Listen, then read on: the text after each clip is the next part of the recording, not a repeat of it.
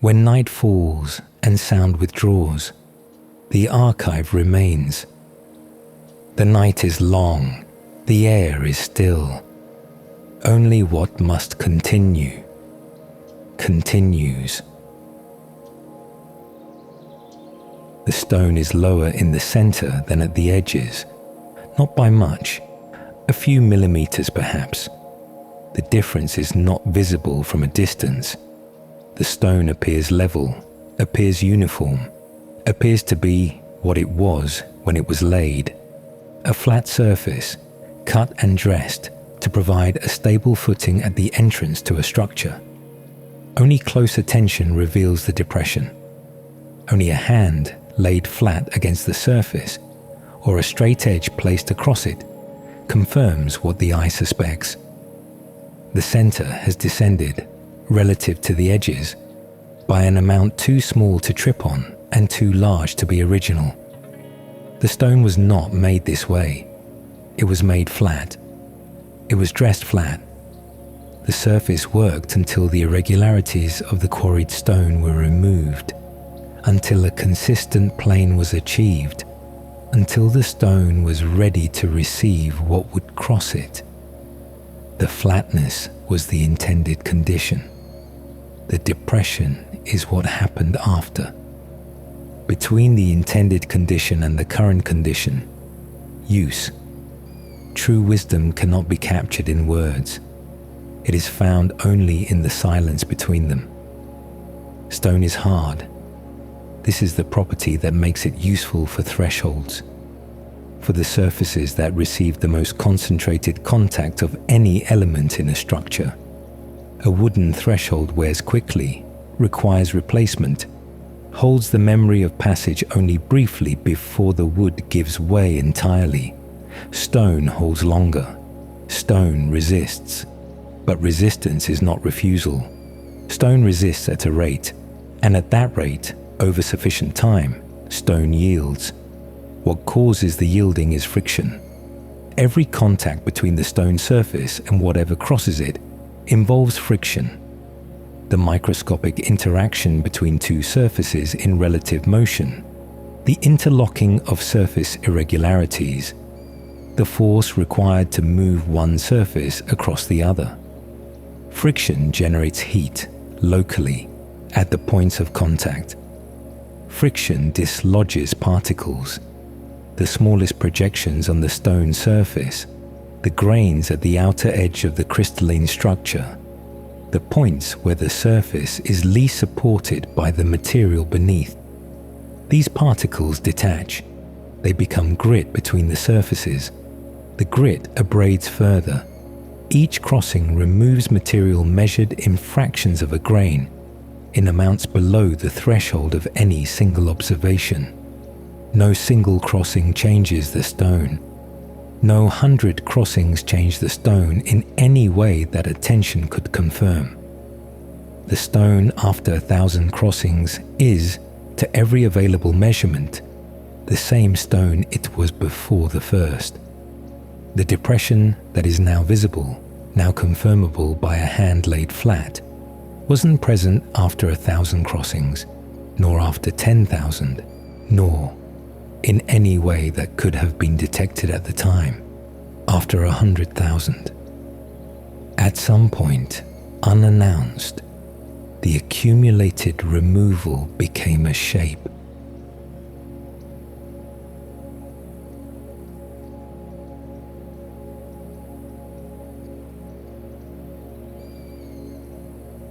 The shape is not arbitrary. The depression follows the path that contact followed, deepest where contact was most frequent, most concentrated, most consistent. At the center of the stone, where the path across the threshold is most direct, where the weight of a body crosses most efficiently from one side to the other, the depression is deepest. Toward the edges, where contact was less frequent, where only those who passed close to the wall or carried something wide or moved differently from the usual path. The stone is higher, less worn, closer to the original surface, The depression is a map of the path, not the path as anyone planned it or described it. The path as it was actually traveled, repeated, accumulated over the years and decades and centuries that the stone has served this threshold. The architectural drawings that specified this stone showed a flat surface. No drawing showed the depression. The depression is the record of everything that happened after the drawing. The actual use, the actual movement, the actual distribution of weight and direction that no drawing could have captured, because no drawing was made from observation of the crossing itself. The stone holds what the drawing could not. Breath enters, breath leaves. Between breaths, the air holds its density. The deepest point of the depression is not at the geometric center of the stone. It is offset, toward the side from which most crossings approached, toward the line that the most frequent path described. The asymmetry is the record of a preference, not a conscious preference, not a decision made by any individual crossing, but the aggregate of 10,000 small adjustments, 10,000 slightly more efficient approaches, 10,000 bodies moving across this threshold on the path that the threshold's geometry and the structure's entrance made most natural. The asymmetry is the record of a habit that no one formed intentionally. A habit formed by a threshold, expressed in stone.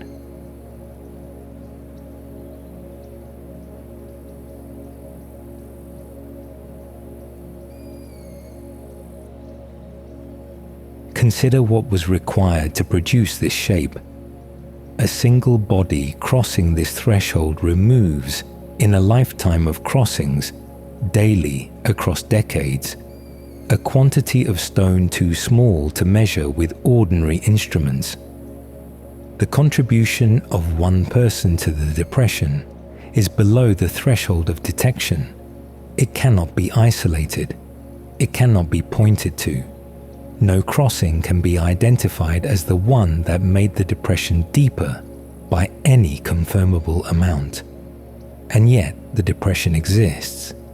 It was produced by crossings, each individually insufficient, collectively sufficient. The minimum number of crossings required to produce a depression of this depth, at the rate that foot traffic removes stone of this hardness, is not a number one person could generate. Not in a lifetime. Not in several lifetimes. The shape required more bodies than any individual could be, more time than any individual could span, more crossings than any single life contains. The shape is the record of a collective, not a collective that assembled for this purpose. No one assembled to wear the stone. Each crossing was individual, purposeful in its own direction, pointed at whatever lay on the other side of the threshold. The stone was not the destination. The stone was what had to be crossed to reach the destination. The wearing was incidental to every crossing that produced it. Every person who contributed to this shape was thinking of something else entirely. The shape is the residue of 10,000 purposes that had nothing to do with the shape. Consider the relation between intention and record that this produces. Every mark made deliberately, every inscription, every carving, every surface worked by a hand with a purpose is a record of intention. The intention preceded the mark. The mark was the intention's result. To read the mark is to recover, partially, the intention that made it, but the depression in this stone reverses that relation entirely. No intention preceded it. No one decided to make it. The crossings that made it were aimed elsewhere, at the rooms beyond, at the people expected, at the tasks that waited on the other side. The stone received the incidental weight of 1,000 intentions that were not about the stone at all. The depression is a record with no author, or rather, an author so distributed, so discontinuous, so composed of separate individuals across separate generations, that authorship dissolves into something closer to accumulation. The shape was made. It was made by crossings. The crossings were made by people. But no person made the shape, and no crossing made the shape, and the shape is nonetheless here, in the stone, undeniably made. Breath enters, breath leaves. Between breaths, the air holds its density.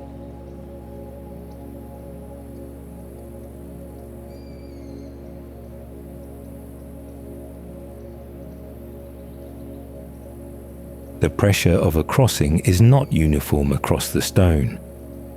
A body in motion does not rest its weight evenly. The step arrives, shifts, transfers, departs. A wave of pressure moving through the foot from the first contact to the last, concentrating at the points of entry and exit, distributing across the middle. The full weight of a body in motion passing through a small area of stone in the time it takes to cross a threshold. The pressure varies.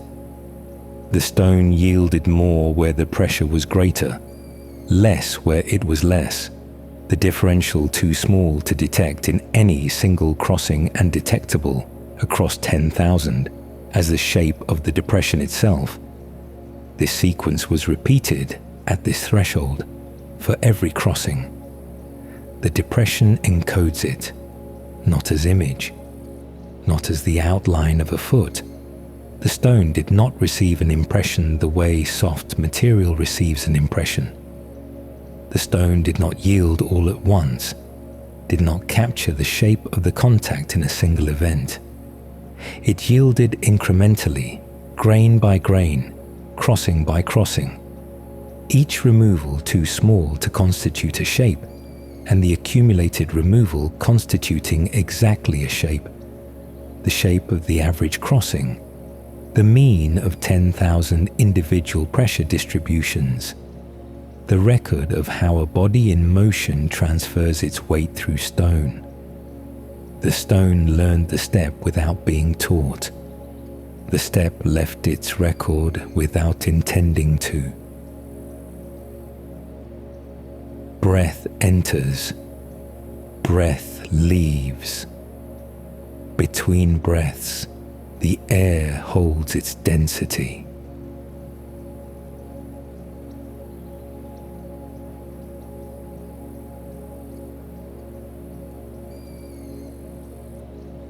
The edges of the stone are close to the original surface, not untouched. The edges receive contact too, from those who pass close to the wall, from objects carried across the threshold, from the incidental contact of anything that crossed this boundary over the years. But the edges received less. The path favored the center, and the center received more, and the center descended more, and the edges remained closer to the original flat. The original surface exists at the edges. To place a hand at the edge of the stone and then move it toward the center is to move through time, from the surface as it was dressed, flat and intentional, toward the surface as use made it, curved and incidental. The distance between the original surface and the current surface at the deepest point is the measure of everything that crossed here, not the count. The count is not recoverable. The measure, the depth that the count produced in this stone, of this hardness, under these conditions, over this duration. The depth is not a number that means anything in isolation. It becomes meaningful in relation to what is known, the hardness of the stone, the rate at which this hardness yields to foot traffic, the depth of the depression. From these three, a duration can be estimated: rough, uncertain, dependent on assumptions about the frequency of crossing and the weight of those who crossed. The estimate is imprecise. The stone does not record the number directly. It records the consequence of the number, and from the consequence, the number can be approached but not recovered. The depression is a compressed history. The history is not fully legible. The compression is permanent.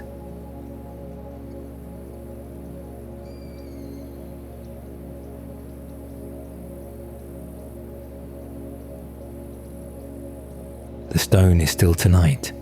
No crossing since the last crossing. The surface that bore the step now bears only the air above it. The weight of the atmosphere, distributed evenly across the surface, far below the threshold of any further abrasion. The stone is not being worn tonight. It is resting in the shape that U's made of it, holding the depression that accumulated crossing by crossing over the time this threshold has stood. The shape will not change tonight. It will not change tomorrow or in the season that follows without the crossings that change it. The stone requires contact to continue its record. Without contact, the record holds at its current state. The depression at its current depth, the asymmetry at its current offset, the edges at their current approximation of the original surface. The stone does not continue to change in the absence of what changed it. This is particular to the stone's kind of record. The change requires the crossing. The record accumulates only when something arrives at the surface and moves across it. Between crossings, the stone is unchanged, not resisting change, not preparing for it, simply not the conditions that produce it. It holds what the crossings made and waits, in the way stone waits, for the next condition to arrive. The intervals between contact are most of the stone's existence. Use is the exception. Rest is the condition.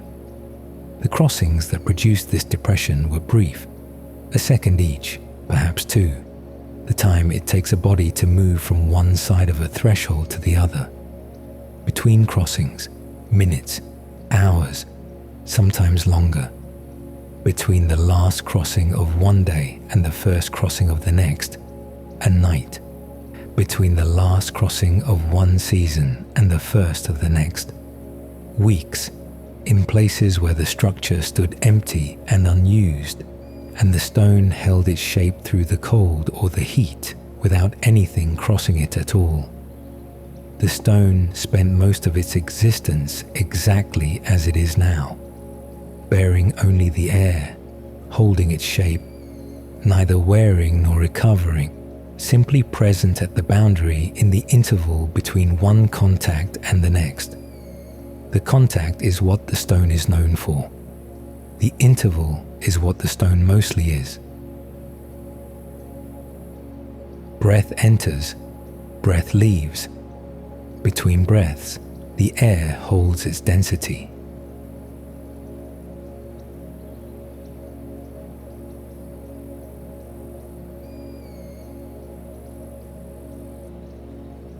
The threshold is still. The structure it belongs to stands as it stood when the stone was laid. The entrance is where it was. The path that leads to the threshold leads to it still. Tomorrow the crossings will resume. The same path, the same transfer of weight, the same fractional removal of material from the same surface, deeper at the center, shallower at the edges, continuing the depression that 100 years of crossings have already made.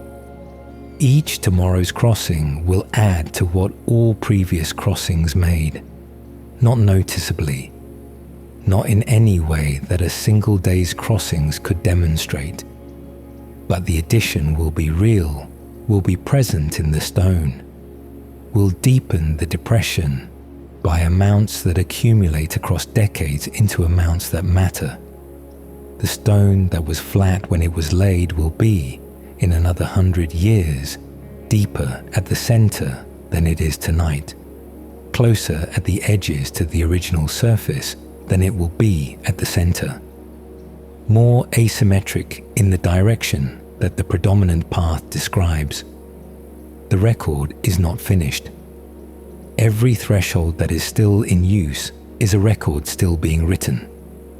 The shape still changing, the depth still increasing, the asymmetry still developing in the direction that use determines. The stone does not know the record is unfinished. The stone does not know anything. The stone holds its current shape and yields to the next crossing as it yielded to the last, by fractions, without decision, at the rate that friction and hardness and the weight of a body in motion require. What will be written is what will cross. What has been written is what crossed. The depression holds both. The crossings of the past, present as depth, and the crossings of the future, present as the capacity to receive them. The surface still hard enough to hold its shape between crossings and still soft enough, relative to what crosses it, to yield by fractions when the crossing comes. The stone does not distinguish between these two kinds of holding. It does not hold the past differently from how it holds the future.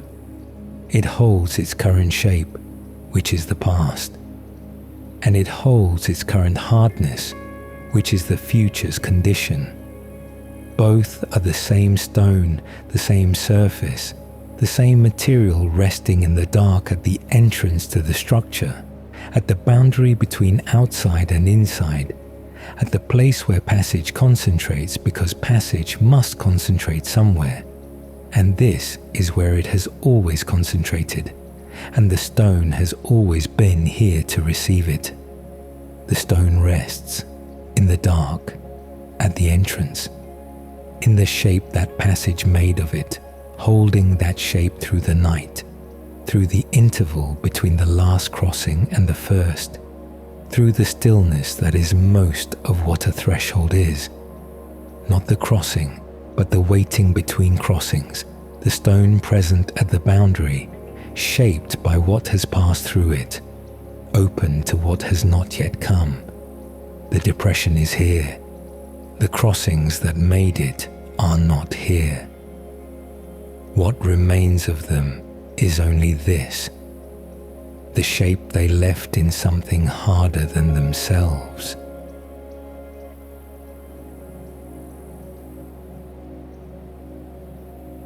True wisdom cannot be captured in words. It is found only in the silence between them.